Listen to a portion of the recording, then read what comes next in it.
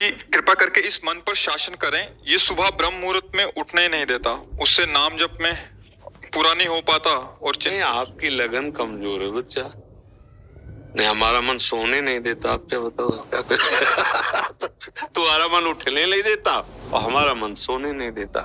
अभ्यास योग युक्ते न चेतसा नान्यगामिना। जिसे शरीर बहुत क्लिष्ट रोग से युक्त है, तो जैसे डायलिसिस हुआ शाम तक, अब डायलिसिस के बाद जो हालत होती है वो ऐसी होती है अब कुछ शरीर में भारी भड़कन, कुछ खाने की इच्छा नहीं, 11-12 नींद ही नहीं। अब अगर थोड़ी आनी शुरू हुई तो हमारी 2 बजे से दिनचर्या, मतलब 1:30 बजे में जगना है। अब अगर हम सोते हैं तो फिर जग नहीं पाएंगे। रात चली गई, 1:30 बजे उठे, आसन में बैठे, पानी गर्म हुआ मिला, और 2 बजे शौच स्नान के लिए बात, दिनचर्या या 2:45 बजे तो यहाँ आ जाते हैं। हमने नींद लेने का बहुत अभ्यास किया तो नाक नहीं खुल रही, और नींद पर बचपन से उस पर शासन हुआ तो वो हमसे कहती राधे राधे। अब उससे कोई परेशानी, थोड़ा तो शरीर है ना प्राकृतिक, पर अब ऐसी परेशानी नहीं होती कि सत्संग छूट गया, भजन छूट गया, अब तो हम विक्षिप्त, ऐसा नहीं होता। तो ऐसे ही आप अभ्यास कीजिए। आजकल तो सुविधा है, अलार्म लगा लीजिए तो आपको जगा देगा, आप जग गए। आप दिनचर्या करिए, कुछ दिन बाद बिना अलार्म के जग जाएंगे। अपने लोगों की ऐसी दिनचर्या थी पूर्व में कि मतलब अगर आप घड़ी से देखो तो 5 मिनट का अंतर है तो हम नहीं कह सकते ऊपर नीचे, ठीक राइट टाइम अपने आप आंख खुलेगी अपने आप। अब बचपन से अभ्यास रहा है ना, ठीक 2 बजे हमारी दिनचर्या, आज की नहीं, ये 20 वर्ष की है। जब मान लो सत्संग ये सब नहीं चलता था तो सुबह स्नान करके 2 बजे वृंदावन की परिक्रमा, सूर्योदय होते होते मंगला होकर फिर गुरु जी की सेवा में, ऐसा। तो हम अभ्यास कमजोर कर रहे हैं। अब किसी की इसमें आशीर्वाद की जरूरत क्या, अभ्यास कीजिए। आप शाम के जब रात्रि में सोए ना, भगवत चिंतन करते हुए, और आप टाइम अपने माइंड पे स्थापित कीजिए, मुझे 4 बजे जगना ही है, तो 4 बजे आपकी घंटी बज जाएगी दिमाग की। फिर आप करवट लेके सो जाए, वो आपकी बात अलग है। अगर आप सच्चा संकल्प करेंगे तो आप देखना जग जाएंगे, क्योंकि अंदर ही भगवान बैठे हुए हैं, चेतना है। अच्छा 4 बजे, और आप 1 साल अभ्यास कर लीजिए 4 बजे, फिर इसके बाद आपको 4 बजे के बाद नींद ही नहीं आएगी, आपको नींद खुल जाएगी। अभ्यास योग युक्त है ना, ये नींद है, भोजन है। अब जैसे भोजन है, रोज आप आधा कवल बढ़ाते चले जाइए, धीरे धीरे डाइट बहुत अच्छी बढ़ती चली जाएगी, और आप घटाते जाइए तो 1 रोटी 2 रोटी में आपका काम चलने लगेगा। 2 रोटी दाल, थोड़ा सा संयम नियम से चलो, बहुत अल्पाहार करने लगोगे, स्वस्थ शरीर रहेगा। और आप आहार बढ़ाते चले तो ऐसे लोग भी देखे हैं कि ज्यादा शरीर में वजन नहीं है पर उतना भोजन उठा जाते हैं। हाँ, रोटी ऐसे ही इतनी, मतलब गिन के नहीं, बीता से ना, हमने देखा है मतलब वैसे। और कोई ऐसी खास शरीर में बल कि भाई बहुत कुंतलों उठा लेते हैं, ऐसा नहीं। अभ्यास तो भोजन का अभ्यास, भोग का अभ्यास, नींद का अभ्यास। गलत कर लिया तो गलत, अच्छा कर लिया तो अच्छा। अब जैसे संयम, ब्रह्मचर्य, वर्षों, स्वप्न दोष भी नहीं होगा। आपने आदत बिगाड़ ली तो अब ना करो तो भी आपका ब्रह्मचर्य नहीं रहेगा। अभ्यास, हम गलत अभ्यास कर रहे हैं तो हम परिणाम में दुखी होंगे, परिणाम में हम नीचे गिरेंगे। अच्छी अभ्यास करें। उचित नींद, अब जैसे बालक को 6 घंटा आपको सोना ही है, 24 घंटे में 6 घंटे आपकी नींद के लिए पर्याप्त है। साधक के लिए 4 घंटे, बहुत शिथिल तो 5 घंटे, अच्छे साधक के लिए 3 घंटे। 3 घंटे में 24 घंटे की खुराक बिल्कुल फिट हो जाएगी इंद्रियों में। अब जो 12-12 घंटे सोते हैं उनको क्या बताएं। अब कुछ ऐसे कि खाए पिए सोए, अगर दिन भर ना बोलो तो सोते ही रहे। अभ्यास है, आप सोने का अभ्यास कर लो तो उसका अभ्यास हो जाएगा। अभ्यास है बच्चा, अभ्यास ठीक कर लो तो आपकी दिनचर्या ठीक हो जाएगी। ऐसा महाराज जी, इसी विषय को और एक तो प्रश्न आते हैं कि जो रात को लेट नौकरी से आते हैं, फिर महाराज जी वो सुबह थोड़ा सा लेट उठ सकते हैं महाराज जी?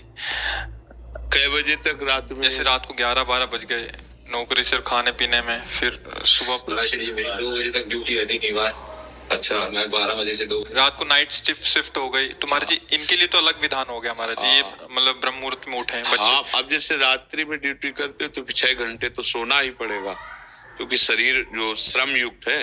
तो अब उसको फिर दिन में तो छुट्टी होती होगी, मतलब उसको समय तो ऐसा थोड़ी होता हो कि साधारण दिनचर्या वाली ड्यूटी में फिर जाना, ऐसा तो नहीं होता होगा।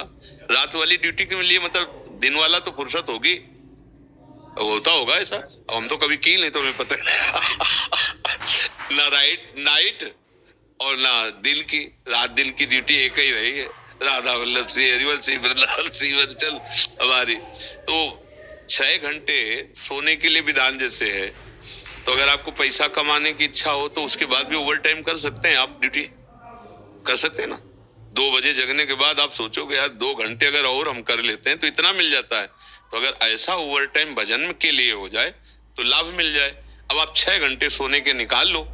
अगर आपको ऐसा लगता है 2 बजे आए, अपना जो दिनचर्या सो गए, फिर जब जगो तो भजन आपके लिए प्रातः काल वही हुआ जब उठ के भजन करें।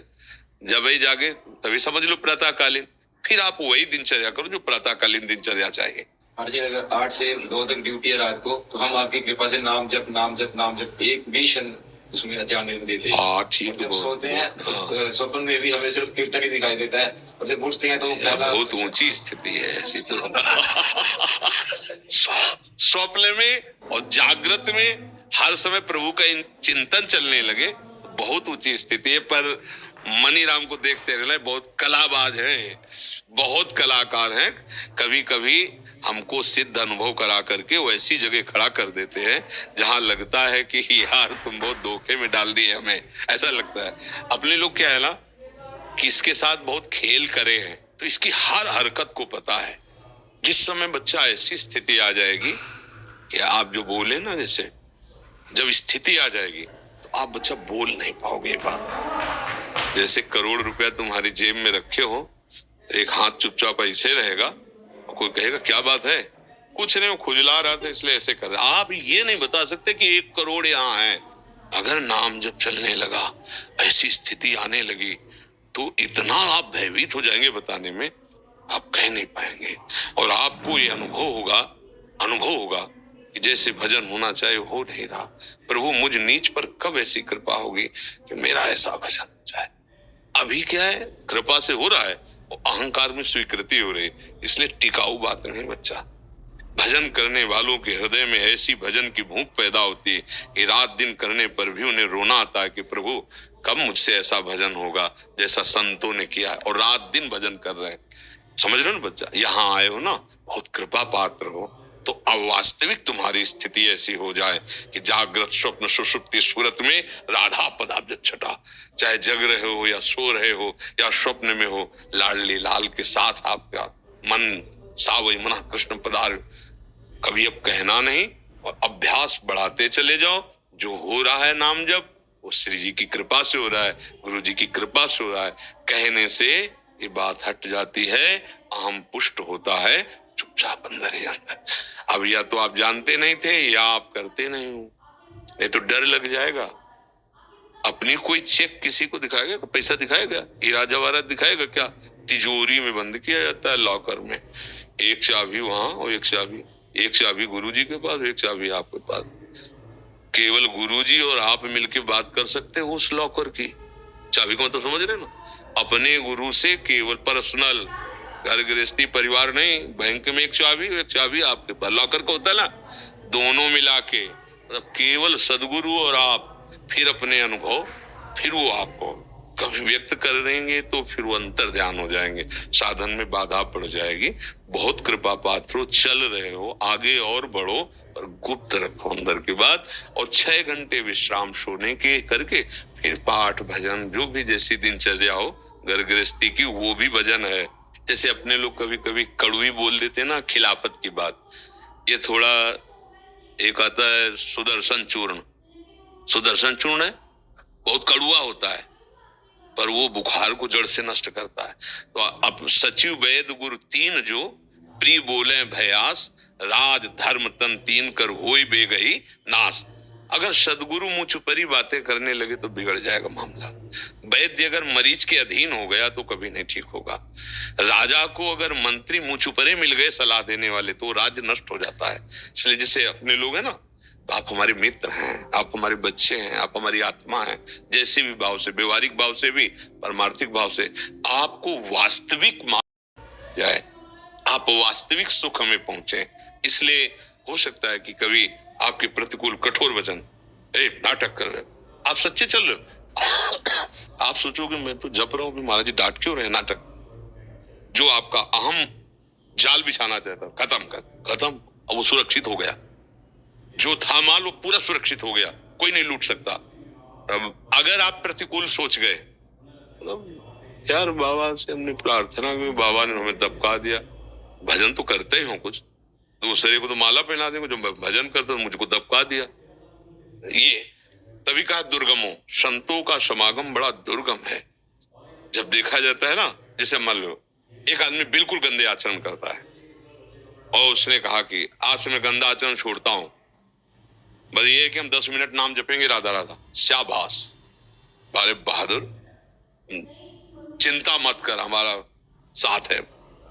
10 मिनट जब, अब आप 6 घंटा जप रहे हैं, अच्छे आचरण कर रहे हैं, अब आपसे हम नजर टेढ़ी करके बात करेंगे तो आपको लगेगा यार वो शराब भी पीता था, मांस भी खाता, आज बात करो। 10 मिनट की शाबाश बोल दी और 6 घंटे जब करते फिर भी हमारे, क्योंकि अभी 24 घंटे पूरे कराने हैं आपसे, फिर पूरा जीवन आपका भगवत स्वरूप बनाना है। जैसे लड़का कोई नया है ना और बस स्कूल में ऐसे गोली खींचे, ऐसे डंडा बना दे, तो टीचर क्या कहता है, वाह शाबाश शाबाश बहुत अच्छा। अगर साल भर उतना ही करता रहे तो छड़ी लेके वही गोली डंडा, वही आगे बढ़, का खा गा घा अंगा, अभी तो ज्ञा तक पहुंचना है। ऐसे जब संत समागम में कभी उनका कड़ुआ वचन, उनकी डांट लगे तो अंदर से सोचना चाहिए भगवान हम पर बड़े कृपालु है, हमारी रक्षा कर रहे हैं, वो हमें अपना मानते हैं। डांट किसको लगाई जाती है, जिसे प्यार किया जाता है। हमारे ऊपर बड़ी कृपा है कि संत जन हमें अपना बच्चा मानते हैं, अपना मानते हैं और डांट लगाते ना। कभी प्रतिकूल, क्योंकि माता कभी प्रतिकूल कैसे बच्चे के सोच सकती है, ऐसे सदगुरु कैसे प्रतिकूल सोच सकता है। ऐसे